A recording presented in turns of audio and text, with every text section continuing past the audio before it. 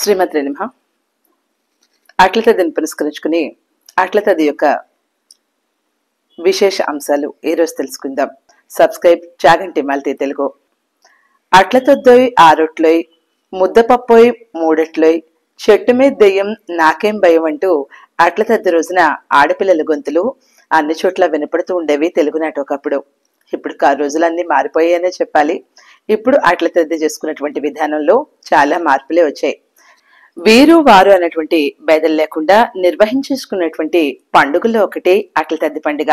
అష్టాదశ వర్ణాలకు అట్ల తద్ది అనేటువంటి సామెత చాలా కాలం క్రిందట ఏర్పడింది. నిజానికి దీన్ని ఉమావ్రతం అన్నటువంటి పేరుతోనూ చంద్రోదయ వ్రతం అన్నటువంటి పేరుతోనూ పిలుస్తూ ఉంటారు. కానీ గ్రామీణుల యొక్క నోటి నుంచి వచ్చిందే అట్లు తదేనాడు తినడం కాబట్టి అట్ల తద్ది అనేటువంటి పేరు స్థిరపడిందని చెప్పాలి. ఈ అట్ల తద్ది ఆచారాన్ని ఇంకా కొనసాగిస్తూనే వస్తూ ఉన్నారు. ఈనాడు ఉమా చంద్రోదయ వ్రతం ఆచరిస్తే కనుక అవివాహితులకు వివాహం కావటం, వివాహితులకు దీర్ఘ సుమంగళత్వం రావడం జరుగుతుందని పండితులు చెప్తూ ఉంటారు. వారు అనేటువంటి భేదం లేకుండా అందరూ చేసుకునే పండుగ అట్ల తద్ది పండుగ.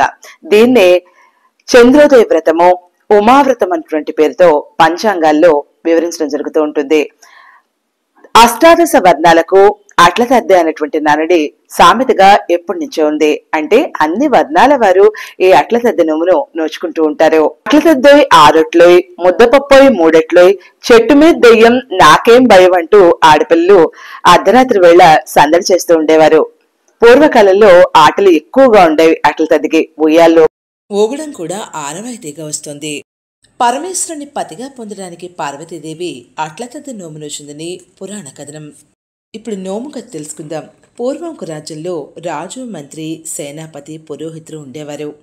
వీరికి 9 కుమార్తెలు ఉండేవారు. తదే గడియల్లో 9 అట్ల తద్ది వ్రతం చేసుకోవాలని సంకల్పించుకున్నారు. భక్తి శ్రద్ధలతో ఉపవాసం చేస్తారు. అయితే రాజు కూతురు క్షుద్బాధకు అంటే ఆకలికి తట్టుకోలేకపోతుంది. ఆమె సోదరుడు దూరంగా అద్దంలో నుంచి ఒక తెల్లని బింబాన్ని చూపిస్తూ చంద్రుడిగా భ్రమింపచేస్తాడు. సోదరుని మాట నమ్మినటువంటి రాజకుమారి పలహారంతో ఉపవాసాన్ని విరమింపజేస్తుంది. కాలం గడిచిన కొద్దీ అందరికీ వివాహాలు జరుగుతాయి. చక్కని భర్తలు వస్తారు. రాకుమార్తెకు మాత్రం వృద్ధుడు అనాకారైనటువంటి భర్త లభిస్తాడు. ఆమె ఈ విషయానికి దుఃఖిస్తూ పార్వతీ పరమేశ్వరులను నియమనిష్టలతో ప్రార్థించగా వారు ప్రత్యక్షమై మరోసారి ఉమావ్రతాన్ని శ్రద్ధాశక్తులతో చేయమని చెప్తారు. రాకుమార్తె అలాగే పూజను మళ్లీ నిర్వహించగా భర్త యవ్వనుడుగా అందగాడిగా మారిపోతాడు. ఈ కథను చెప్పుకుని కథాక్షింతలు శిరస్సును ధరించాలి. అట్ల తద్ది రోజు తెల్లవారుజామునే నిద్రలేచి తలంటు స్నానాలు ఆచరిస్తారు. పగలంతా ఉపవాసం ఉంటారు. ఆటలాడుకుంటూ చక్కగా ఉయ్యాల్లూగుతారు.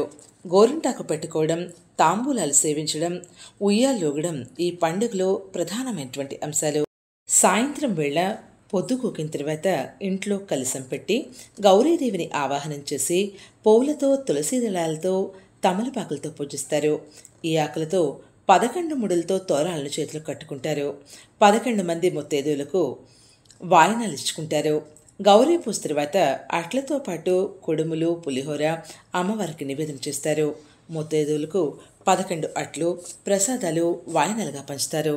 చంద్రోదయం తర్వాత ఉమావ్రతం నోము కథ చెప్పుకుని చంద్రదర్శనం చేసుకుంటారు.